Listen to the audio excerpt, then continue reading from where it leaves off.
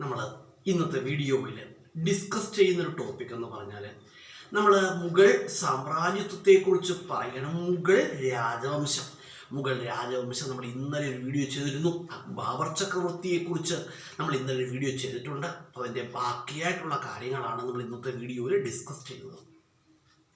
നമ്മൾ ഇന്നത്തെ വീഡിയോയിൽ ഹുമയൂണിനെ കുറിച്ച് പറയുകയാണ്. ഹുമയൂൺ എന്ന് പറയുമ്പോൾ നമുക്കറിയാം ബാബർ ചക്രവർത്തിയുടെ മകനാണ് ആര്? ഹുമയൂൺ. ബാബർ ചക്രവർത്തിയുടെ മകനാണ് ഹുമയൂൺ. ഹുമയൂണ് 23-ാമത്തെ വയസ്സിൽ രാജ്യാധികാരമേൽക്കുകയാണ്. 23-ാമത്തെ വയസ്സിൽ രാജ്യാധികാരമേൽക്കുകയാണ്. അതുപോലെ പറയുകയാണെങ്കിൽ അദ്ദേഹത്തെക്കുറിച്ച് പറയുകയാണെങ്കിൽ ഹുമയൂണിനെ കുറിച്ച് പറയുകയാണെങ്കിൽ ദൗർഭാഗ്യവാനായ മുഗൾ ചക്രവർത്തി എന്നറിയപ്പെടുന്ന ആരെയാണ്? ഹുമയൂണിനെയാണ്. ദൗർഭാഗ്യവാനായ മുഗൾ ചക്രവർത്തി എന്നറിയപ്പെടുന്ന ആരാണ്? ഹുമയൂണാണ്. അതായത് നിർഭാഗ്യവാനായ മുഗൾ ചക്രവർത്തി എന്നറിയപ്പെടുന്നു, ഹുമയൂൺ അറിയപ്പെടുന്നു. തികഞ്ഞ മനുഷ്യൻ എന്നറിയപ്പെടുന്ന മുഗൾ ചക്രവർത്തി ആരായിരുന്നു? ഹുമയൂൺ. തികഞ്ഞ മനുഷ്യൻ എന്നറിയപ്പെടുന്ന മുഗൾ ചക്രവർത്തി ആയിരുന്നു ആരെ? ഹുമയൂൺ. അതുപോലെ അദ്ദേഹത്തെക്കുറിച്ച് പറയുകയാണെങ്കിൽ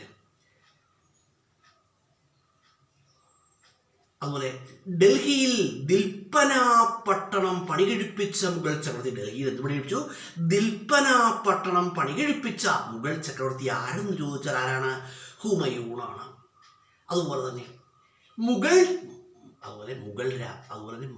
ഇടക്കാലത്ത് രാജ്യാധികാരം വിട്ട് മാറി നിൽക്കേണ്ടി വന്ന ഒരു മുഗൾ ചക്രവർത്തി കൂടിയായിരുന്നു ആര്? ഹുമയൂണ്. രാജ്യാധികാരം നഷ്ടപ്പെടുകയും അദ്ദേഹത്തിന് കുറച്ചു കാലം നിന്ന് മാറി നിൽക്കേണ്ടതായിട്ട് വന്നു. അദ്ദേഹം പേർഷ്യൻ രാജാവിന് അഭയം പ്രാപിക്കുകയൊക്കെ ചെയ്തിട്ടുണ്ട്. അതുപോലെ ഹുമയൂണിനെ കുറിച്ച് പറയുകയാണെങ്കിൽ അതുപോലെ 1539 ചൗസ യുദ്ധവും അതുപോലെ 1540 കനൗജ് യുദ്ധവും ഒക്കെ ആര് നടത്തുകയുണ്ടായി? ഹുമയൂൺ നടത്തുകയുണ്ടായി. ഇത് രണ്ടും ഷേർഷാ സൂരിയോടാണ് അദ്ദേഹം നടത്തിയത്. അതുപോലെ ഈ രണ്ട് യുദ്ധങ്ങളും അദ്ദേഹം പരാജയപ്പെടുകയും ചെയ്തു കേട്ടോ. അതുപോലെ തന്നെ പുരാനക്കിലയുടെ പണി ആരംഭിച്ച മുഗൾ ചക്രവർത്തി ആരെന്ന് ചോദിച്ചാൽ ആരാണ്? ഹുമയൂണാണ്. പുരാനക്കിലയുടെ പണി ആരംഭിച്ച മുഗൾ ചക്രവർത്തി എന്ന് ചോദിച്ചാൽ ആൻസർ ഹുമയൂണാണ്. അതുപോലെ തന്നെ അദ്ദേഹത്തെക്കുറിച്ച് പറയുകയാണെങ്കിൽ ഷേർമണ്ഡലിന്റെ പടിക്കെട്ടിൽ നിന്ന് വീണു മരണപ്പെട്ട മുഗൾ ചക്രവർത്തി. മരണപ്പെട്ട മുഗൾ ചക്രവർത്തി ആരായിരുന്നു? ഹുമയൂണായിരുന്നു.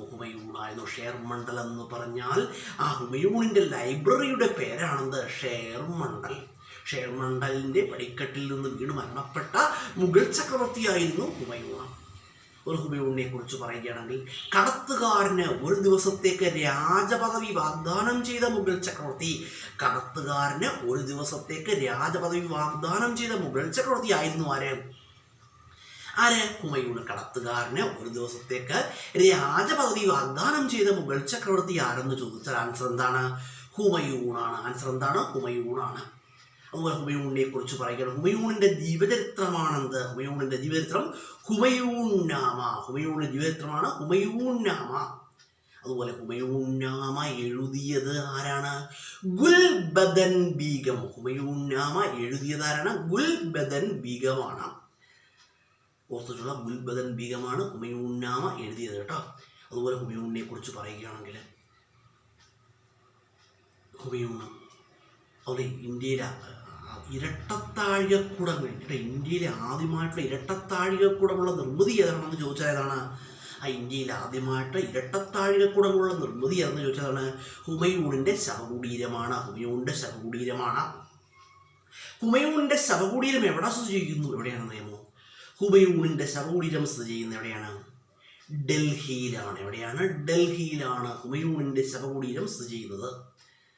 അതുപോലെ ഹുമയൂണിനെ കുറിച്ച് പറയുകയാണെങ്കിൽ ഹുമയൂണിന്റെ ശവകുടീരം പണികഴിപ്പിച്ചതാരാണ്? ഹാജി ബീഗം. ഓർത്തുകൊള്ളുക, ഹുമയൂണിന്റെ ശവകുടീരം പണികഴിപ്പിച്ചത് ഹാജി ബീഗമാണ്. അതുപോലെ ഹുമയൂണിന്റെ ശവകുടീരം സ്ഥിതി ചെയ്യുന്നത് ഡൽഹിയാണ്. എവിടെയാണ്? ഡൽഹിയാണ്. അതുപോലെ ബാബറെക്കുറിച്ച് നമ്മൾ ഇന്നലെ വീഡിയോയിൽ പറയുകയുണ്ടായതിന് വളരെ പ്രധാനപ്പെട്ട ഒരു പോയിന്റ് പറയാനായിട്ട് കഴിഞ്ഞില്ല. സാഹസികനായ മുഗൾ ചക്രവർത്തി എന്നറിയപ്പെടുന്നു ആരാണ്? ബാബർ. സാഹസികനായ മുഗൾ ചക്രവർത്തി എന്നറിയപ്പെടുന്നു ബാബർ.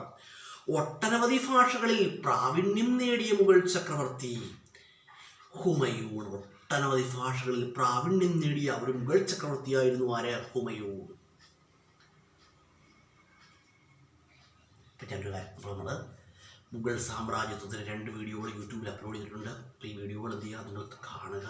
അപ്പോൾ നമ്മുടെ വീഡിയോകൾ നിങ്ങളുടെ ഫ്രണ്ട്സിലേക്ക് ഷെയർ ചെയ്യുക. എന്തിനാണ് ഞാൻ ഷെയർ ചെയ്യാൻ പറയുന്നത് പറഞ്ഞാൽ, അപ്പോൾ നമ്മുടെ ഈ ചെറിയ അറിവ് മറ്റുള്ളവരിലേക്ക് എത്തിക്കുക എന്ന ലക്ഷ്യത്തോടെയാണ് നിങ്ങളോട് ഷെയർ ചെയ്യാൻ പറയുന്നത് കേട്ടോ.